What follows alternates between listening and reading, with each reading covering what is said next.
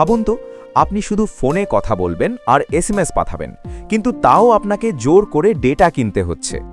যাদের স্মার্টফোন নেই বা ইন্টারনেট ব্যবহারই করেন না, তাদের জন্য এটা কি ন্যায্য? ঠিক এই প্রশ্ন থেকেই বড় একটা পরিবর্তনের পথে হাঁটছে ভারতের টেলিকম সেক্টর।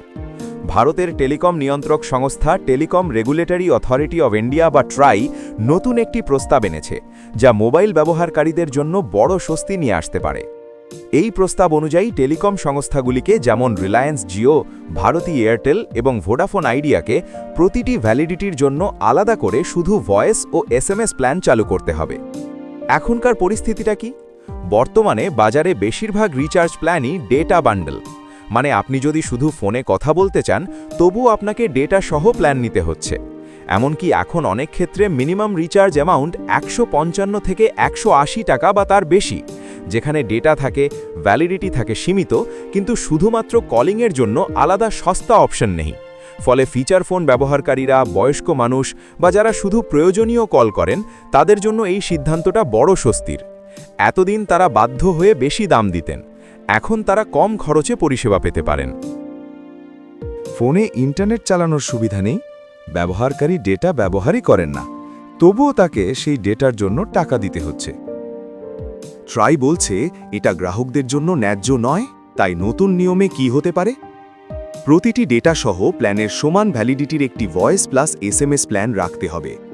সেই প্ল্যানের দামও অনুপাতে কম হতে হবে। গ্রাহক নিজের প্রয়োজন অনুযায়ী প্ল্যান বেছে নিতে পারবেন।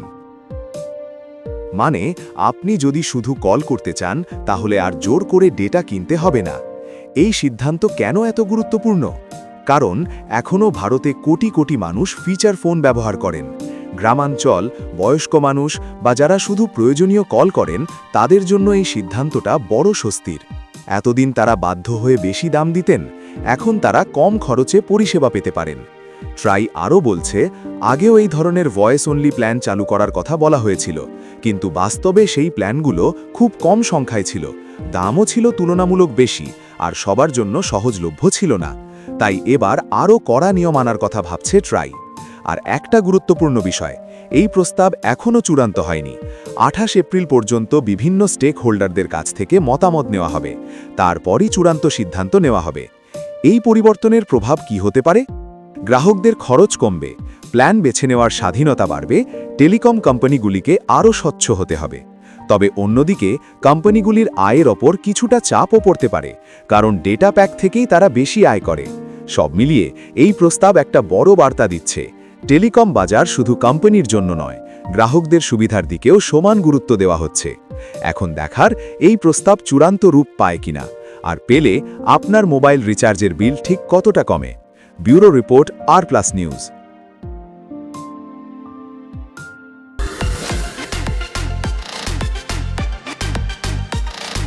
ভাবুন তো, যে সোনা নিয়ে বছরের পর বছর ধরে একটা কথাই বলা হয়েছে, ঝুঁকি এড়াতে চাইলে সোনায় বিনিয়োগ করুন, সেই সোনাই হঠাৎ করে বিনিয়োগকারীদের চিন্তার কারণ হয়ে দাঁড়িয়েছে। ২০২৬ সালের মার্চ মাসে এমন এক ছবি সামনে এসেছে, যেখানে বিশ্ববাজারে সোনার দাম ভেঙে পড়েছে নজিরবিহীনভাবে। প্রায় ১.৫ দশকের বেশি সময়ের মধ্যে এমন ধাক্কা আর দেখা যায়নি। যুদ্ধ চলছে, অনিশ্চয়তা বাড়ছে, তবুও বাড়েনি সোনার দাম, বরং উল্টো চিত্র। কেন এমন হলো? নিরাপদ বিনিয়োগের ধারণা কি বদলে যাচ্ছে, নাকি এটা শুধুই সাময়িক ঝড়? প্রথমেই নজর দেওয়া যাক দামের গতিপথে। ২০২৬ সালের শুরুতে সোনার দাম আউন্স প্রতি $৫,০০০ ছাড়িয়ে গিয়েছিল। কিছু ক্ষেত্রে তা পৌঁছেছিল প্রায় $৫,৬০০ কাছাকাছি, কিন্তু মার্চের শেষে তা নেমে আসে $৪,৫০০ নিচে। এই পতনের পেছনে একাধিক কারণ কাজ করছে, যার মধ্যে সবচেয়ে বড় কারণ ভূরাজনৈতিক পরিস্থিতি, বিশেষ করে পশ্চিম এশিয়ার যুদ্ধ। সাধারণভাবে যুদ্ধ পরিস্থিতিতে সোনার দাম বাড়ে, কারণ বিনিয়োগকারীরা ঝুঁকি এড়াতে সোনায় বিনিয়োগ করেন। কিন্তু এবার সেই নিয়ম ভেঙে গেছে। কারণ একটাই, এই মুহূর্তে বিনিয়োগকারীরা সোনার পরিবর্তে ডলারকে বেশি নিরাপদ মনে করছেন। ডলার শক্তিশালী হওয়ায় আন্তর্জাতিক বাজারে সোনার দাম চাপের মুখে পড়েছে, কারণ সোনা ডলারে কেনা বেচা হয়। ফলে ডলারের দাম বাড়লে অন্যান্য দেশের বিনিয়োগকারীদের কাছে সোনা তুলনামূলকভাবে বেশি দামি হয়ে ওঠে, এতে চাহিদা কমে যায়। এখন আসি সুদের হারের প্রসঙ্গে। বিনিয়োগকারীরা আশা করেছিলেন যে ফেডারেল রিজার্ভ ২০২৬ সালের শুরুতেই সুদের হার কমাতে শুরু করবে, কিন্তু বাস্তবে তা হয়নি। বরং যুদ্ধের কারণে তেলের দাম বেড়ে যাওয়ায় মুদ্রাস্ফীতির আশঙ্কা আবার বাড়ছে। ফলে সুদের হার কমানোর সম্ভাবনা প্রায় উধাও। বরং সুদের হার স্থির রাখা বা বাড়ানোর ইঙ্গিতই মিলছে। এখানে একটা গুরুত্বপূর্ণ বিষয়, সোনা একটি নন ইল্ডিং অ্যাসেট, অর্থাৎ এতে কোনো সুদ পাওয়া যায় না। তাই যখন সুদের হার বেশি থাকে তখন বিনিয়োগকারীরা সোনা থেকে সরে গিয়ে সুদ দেওয়া সম্পদে বিনিয়োগ করতে চান। ফলাফল, সোনার চাহিদা কমে যায় আর দাম পড়ে। এখন আসি আরেকটি গুরুত্বপূর্ণ কারণ, প্রফিট বুকিং।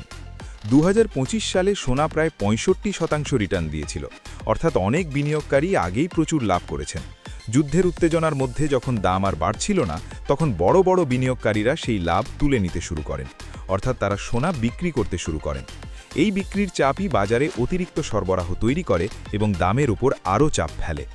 শুধু ব্যক্তিগত বিনিয়োগকারী নয়, কেন্দ্রীয় ব্যাংকগুলিও এই মুহূর্তে বড় ভূমিকা নিচ্ছে। রাশিয়া এবং তুরস্ক, এই দুই দেশ আন্তর্জাতিক বাজারে সোনা বিক্রি করছে। রাশিয়ার ক্ষেত্রে কারণ যুদ্ধের ব্যয়ভার সামলানো এবং আন্তর্জাতিক নিষেধাজ্ঞার মধ্যে নগদ অর্থ জোগাড় করা। গত 2 মাসে তারা প্রায় 14 টন সোনা বিক্রি করেছে রাশিয়া। অন্যদিকে তুরস্কে মুদ্রাস্ফীতি অত্যন্ত বেশি। লিরার পতন ঠেকাতে এবং বাজারে সোনার সরবরাহ বজায় রাখতে তাদের কেন্দ্রীয় ব্যাংকও রিজার্ভ থেকে সোনা বিক্রি করছে। অর্থাৎ যে কেন্দ্রীয় ব্যাংকগুলো এতদিন সোনার বড় ক্রেতা ছিল, তারাই এখন বিক্রেতা হয়ে উঠেছে। এই পরিবর্তন বাজারে বড় ধরনের চাপ তৈরি করেছে। এখন আসি একটি গুরুত্বপূর্ণ মনস্তাত্ত্বিক দিক, সেফ হ্যাভেন শিফট। বর্তমান পরিস্থিতিতে অনেক বিনিয়োগকারী সোনার বদলে ডলারকে বেশি নিরাপদ মনে করছেন। বিশেষ করে যুদ্ধের কারণে বিশ্ববাজারে অনিশ্চয়তা বাড়ায় ডলারের চাহিদা বেড়েছে। ফলে ডলার সূচক শক্তিশালী হয়েছে এবং সোনার দাম আরও চাপে পড়েছে। তবে এখানে একটি ইতিবাচক দিকও রয়েছে। যুদ্ধ পরিস্থিতি কিছুটা প্রশমিত হতে পারে এমন ইঙ্গিত দিয়েছেন ডোনাল্ড ট্রাম্প। তিনি জানিয়েছেন ইরানের বিরুদ্ধে সামরিক অভিযান শেষ করার ইচ্ছা রয়েছে। এই খবর প্রকাশিত আসতেই এশিয়ার বাজারে সোনার দামে সাময়িক উত্থান দেখা যায়।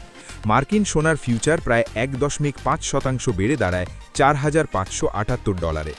তবে এই উত্থান খুব স্থায়ী হয়নি, কারণ বিনিয়োগকারীদের মধ্যে এখনও অনিশ্চয়তা রয়েছে। যুদ্ধ আদৌ শেষ হবে কিনা এবং সুদের হার কী হবে। এখন সবচেয়ে গুরুত্বপূর্ণ প্রশ্ন, এই পরিস্থিতিতে সোনায় বিনিয়োগ করা কি যুক্তিযুক্ত? বিশেষজ্ঞদের মতে এই পতনকে সম্পূর্ণ নেতিবাচক হিসেবে দেখা ঠিক নয়। অনেকেই এটাকে একটি হেলদি কারেকশন বা স্বাভাবিক সংশোধন হিসেবে দেখছেন।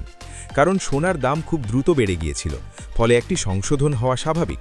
ঠিক যেমন শেয়ার বাজারে অনেকটা দাম বাড়ার পর কিছুটা পতন ঘটে, যাতে বাজারে ভারসাম্য ফিরে আসে। এছাড়া অনেক সময় শেয়ার বাজারে ধস নামলে বিনিয়োগকারীরা তাদের লোকসান সামলাতে সোনা বিক্রি করেন। বর্তমান পরিস্থিতিতেও সেই প্রবণতা দেখা যাচ্ছে।